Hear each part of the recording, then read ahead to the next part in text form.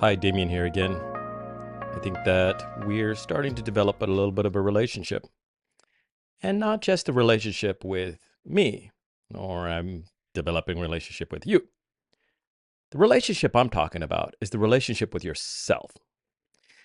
If we're not really understanding the relationship in regards to how you view yourself or how you actually interact with yourself, you tend to develop a relationship based upon preconceived existing notions of who you are. Now, where am I going with this? Because you see, most often we're not really realizing that a lot of the life that we experience and developing, or even down to the careers we're choosing, is based upon the relationships we share with other humans and other individuals.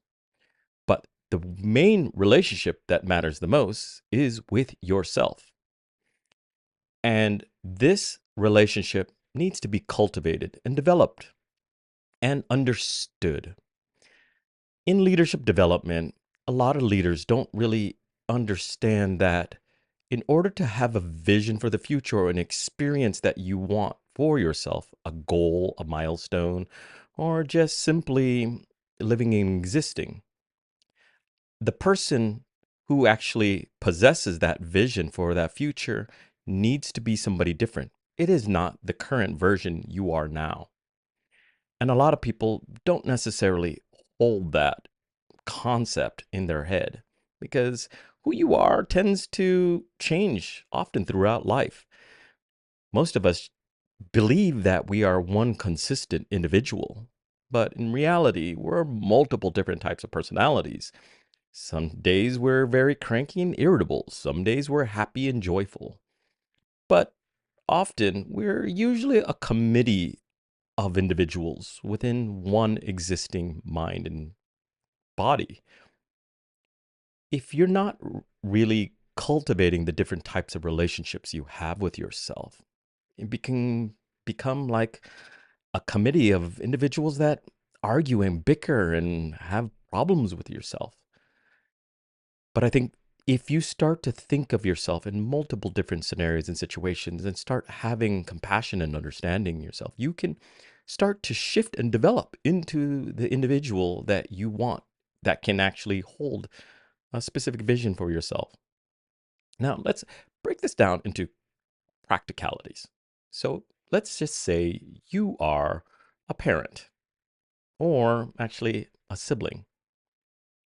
Now, if you are a sibling, would you act and behave as a sibling to your child? Or vice versa? Would you treat your sibling like a child? You see, the identity or the personality that you exude in relationship to these individuals are two totally different people with their different ideas, philosophy, and concepts of who they are. I wouldn't baby my brother or look on my child as my sibling. You see, that identity shifts depending on the relationship that I'm experiencing. Now, what about the relationship you have with your former self or your future self? The future self you exude and possess is going to be completely different from the person that you were before. Let's just say you're an Olympic athlete. Now, we all don't start out as an Olympic athlete, and your perceptions and concepts of self tend to change over time and may change completely depending on the type of athlete that you are. So, think about the relationship that you have, not just with other people, but with yourself. Who is the future self that wants to have that future vision? And what is it that they're capable of? And what would they tell you? It's a good way of being able to understand that relationships matter, but the relationship with yourself is probably the most important one of them all. Now, hopefully, this can help you on your journey because it definitely has helped me on mine. Thank you again.